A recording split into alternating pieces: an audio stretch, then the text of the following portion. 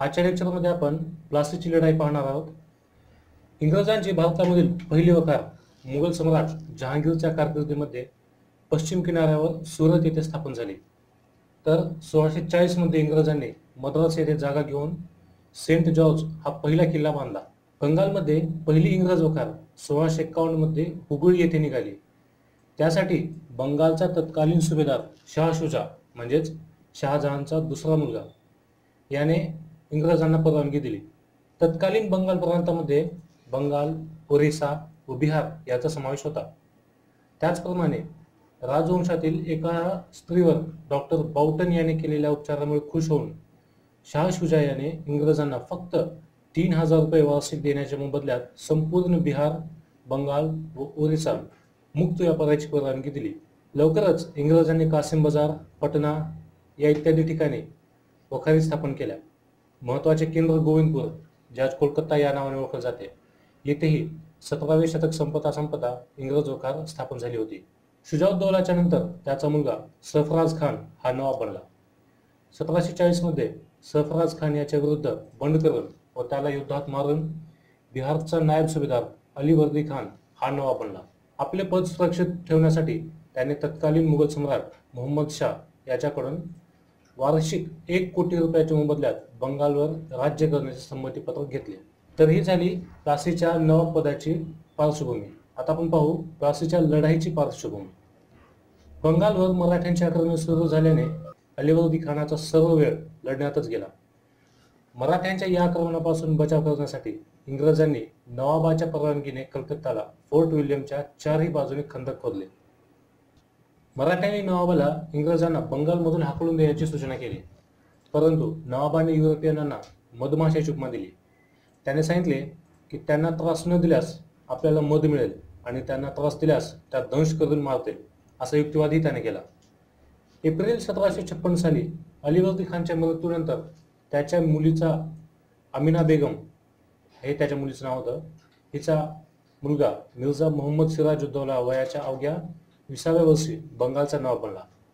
पुर्णियाचा शासक शौकत जंग, मेहरुन्निसा उर्फ घसिटी बेगम आणि राजा रजबल्ला व मीर जाफर हे सिराजचे मुख्य प्रतिस्पर्धी होते. शिवाय इंग्रजी सिराजच्या डोळ्यात खूपत होते.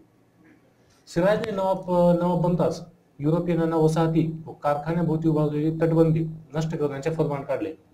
फ्रेंचांनी नवाबाच्या आदेशाचे पालन केले, परंतु इंग्रजांनी यात टाळाटाळ केली. प्लासीमध्ये इंग्रजांनी त्यांना मिळालेले करमुक्त व्यापाराचे परवाने तेथील व्यापाऱ्यांना विकले. फ्रेंचांशी युद्ध सुरू होण्याची परिस्थिती दिसताच इंग्रजांनी फोर्ट विल्यम लढण्यासाठी सज्ज केला व परकोटावर तोफा चढवल्या. याबद्दल सिराजने जा विचारला असता इंग्रजांनी टाळाटाळ केली व सिराजच्या प्रतिस्पर्ध्यांना समर्थन जाहीर केले. इंग्रजांनी नवाबाकडे कर भरणा केला नव्हता, तसेच नवाबाच्या शत्रूशी इंग्रजांनी मैत्रीचे संबंध ठेवले होते. कृष्णदास या श्रीमंत व्यापाऱ्याचे नवाबासोबत खटके उडाल्याने तो इंग्रजांच्या आश्रयास गेला व इंग्रजांनी त्याला परत नवाबाच्या स्वाधीन करण्यास नकार दिला. या घटनेमुळे नवाब इंग्रजांवर चांगला संतापला. त्याने कासिम बाजार व कलकत्ता येथील इंग्रजांच्या वखारींवर हल्ला करून त्या ताब्यात घेतल्या. यानंतर 50,000 फौजीनिशी इंग्रजांच्या फोर्ट विल्यम या किल्ल्यावर हल्ला चढवला. 15 जून 1756 रोजी फोर्ट विल्यमचा वेढा सुरू झाला आणि 5 दिवसानंतर इंग्रजांनी शरणागती पत्करली. गव्हर्नर रॉजर ड्रेक पळून गेला. कलकत्त्याचा ताबा माणिकचंदकडे सोपवून नवाब आपली राजधानी मुर्शिदाबाद येथे निघून गेला. कलकत्ता युद्धानंतर काही इंग्रजांना युद्धकैदी म्हणून पकडण्यात आले. 146 युद्धकैद्यांना 18 फूट लांब व 14 फूट रुंद खोलीमध्ये डांबण्यात आले. परिणामी जून महिन्याच्या गरमीमुळे व प्राणवायूचा पुरवठा कमी पडल्याने त्यापैकी 123 कैदी मृत्युमुखी पडले. याबद्दल सिराजला जबाबदार धरण्यात येते. मात्र नवाबाचा दोष एवढाच की ह्या घटनेत दोषी अधिकाऱ्याविरुद्ध कारवाई केली नाही, तसेच जे जिवंत राहिले त्यांच्याप्रती दया दाखवली नाही. परंतु इंग्रजी कंपनीने ही घटना उचलून धरली. पुढील 7 वर्षे बंगालच्या नवाबाशी इंग्रजांचा जो संघर्ष चालला त्याच्या मुळाशी ही घटना होती. तर ही झाली प्लासीच्या लढाईची पार्श्वभूमी. आता आपण प्रत्यक्ष पाहणार आहोत प्लासीची लढाई. कलकत्ता पडल्याची बातमी येताच मद्रास येथून ॲडमिरल चार्ल्स वॉटसन व क्लाइव्हच्या नेतृत्वाखाली एक सैन्य कलकत्त्याला पोहोचले. डिसेंबर 1756 ला हे सैन्य कलकत्त्याला पोहोचले. 2 जानेवारी 1757 रोजी माणिकचंदने लाच घेऊन कलकत्त्याचा ताबा इंग्रजांना दिला. कंपनीच्या कर्मचाऱ्यांनी हुगळी व सभोवतालच्या प्रदेशामध्ये लूट सुरू केली. ही घटना कळताच सिराज 40,000 फौजेनिशी निघाला, पण क्लाइव्हने त्याला अचानक हल्ला करून जेरे सांगले. यानंतर सिराज आणि क्लाइव्ह यांच्यामध्ये 9 फेब्रुवारी 1757 रोजी अलीनगर येथे शांततेचा तह झाला. त्याने इंग्रजांना व्यापारातील जुन्या सवलती परत मिळाल्या व कलकत्त्याची लष्करी सिद्धता करण्याची अनुमती मिळाली. तसेच इंग्रजांचे झालेले नुकसान भरून देण्याचेही नवाबाने कबूल केले. शिवाय इंग्रजांना आपली नाणी पाडण्याचा व स्वतःचे चलन वापरण्याचा अधिकारही मिळाला. तरी इंग्रजांचे समाधान झाले नाही. त्यांना चंद्रनगर येथे फ्रेंच वसाहती जिंकण्यासाठी नवाबाची सहमती हवी होती, परंतु सिराजने याचे काहीच उत्तर दिले नाही. तरीही मार्च 1757 मध्ये इंग्रजांनी फ्रेंच वसाहत चंद्रनगर ही जिंकली. इंग्रजांच्या या कारवाईवर नवाबांनी नाराजी व्यक्त केली व फ्रेंचांना संरक्षण दिले. यामुळे क्लाइव्हने एक कारस्थान रचले. त्यात नवाबाचा मुख्य सेनापती मीर जाफर, खजिनदार रायदुर्लभ, श्रीमंत सावकार जगत सेठ, व्यापारी अमीनचंद व सेनापती खदीम खान हे सहभागी झाले. या कारस्थानानुसार खदीम खानाने प्लासीकडे कूच करावी, मीर जाफर याने त्यास नवाब पद द्यावे व लढाई जिंकल्यानंतर मीर जाफर यास नवाब बनवावे. या सर्वात अमीनचंद याने 30 लाखाच्या मोबदल्यात मध्यस्थी केली होती.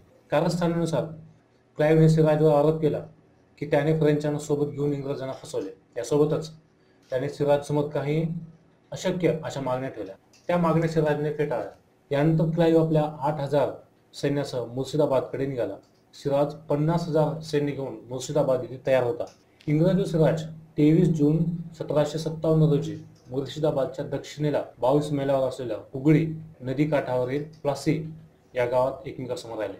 इंग्रज सैन्यात 950 युरोपियन पायदळ, 8 तोफा व 100 युरोपियन तोपचे तर 50 इंग्रज नाविक आणि 2100 भारतीय सैनिक होते. नवाबाजवळ 50,000चे सैन्य होते व त्याचे नेतृत्व हे रायदुर्लभ व मीर जाफर यांकडे होते. यासोबतच सिराजकडे 53 मोठ्या तोफा आणि सेंट फेअर्सच्या हाताखाली फ्रेंचांचा तोफखाना होता. क्लाइव्हने 19 जून रोजी काटवाचा किल्ला घेऊन मुर्शिदाबादकडे कूच केली. पुढे लष्करी मंडळाचा निर्णय धुडकावून 21 जून रोजीच तो पूर आलेली भगीरथी पार करून म्हणजेच हुगळी पार करून प्लासीकडे गेला. 22 जून रोजी तो आपल्या सैन्यासह प्लासी जवळच्या अमराईत तळ ठोकून होता. दुसऱ्या दिवशी युद्धास प्रारंभ झाला. लढाई सुरू होताच मीर मदान व मोहनलाल यांच्या तुकडीने एकदम हल्ला करून क्लाइव्हला मागे जाण्यास बाध्य केले, पण अकस्मात एका गोळीने मीर मदान मारला गेला.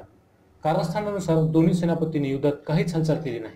मीर जाफर तटस्थपणे सर्व काही पाहत होता. नवाबाकडील फ्रेंच तुकडी शौर्याने लढली, परंतु पराभूत झाली. तेव्हा मीर जाफरने सिराजला सल्ला दिला की त्याने युद्धकार्य अधिकाऱ्यांकडे सोपवावे व स्वतः युद्धभूमी सोडून निघावे. त्याप्रमाणे नवाब 2000 घोडेस्वारासह मुर्शिदाबादला निघून गेला, परंतु त्याला राजमहाल येथे पकडले. मीर जाफरच्या हुकुमावरून जाफरचा मुलगा मिरान याने सिराजला ठार मारण्याची आज्ञा दिली. त्याप्रमाणे मोहम्मद अली बेगने 2 जुलै 1757 रोजी सिराजचा नमक हराम देवडी येथे वध केला. अखेर क्लाइव्हच्या विजयाबद्दल मीर जाफरने त्याचे अभिनंदन केले. या लढाईत सिराजचे 5000 सैनिक मारले गेले तर कंपनीचे फक्त 19 सैनिक मारले गेले. नंतर मीर जाफरला मुर्शिदाबाद येथे बंगालचा नवाब घोषित करण्यात आले. इंग्रजांच्या मदतीबद्दल मीर जाफरने मागील रकमेच्या ऐवजी कंपनीला 24 परगणा जिल्ह्याचा प्रवेश दिला. इंग्रजांना नवाबाच्या दरबारात वकील नेमण्याची परवानगी मिळाली. स्वतः क्लाइव्हला 2,34,000 पौंड देण्यात आले.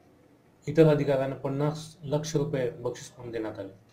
बंगालमधील सर्व फ्रेंच वसाहती इंग्रजांना देण्यात आल्या. तर हे पाहिले आपण प्लासीची लढाई.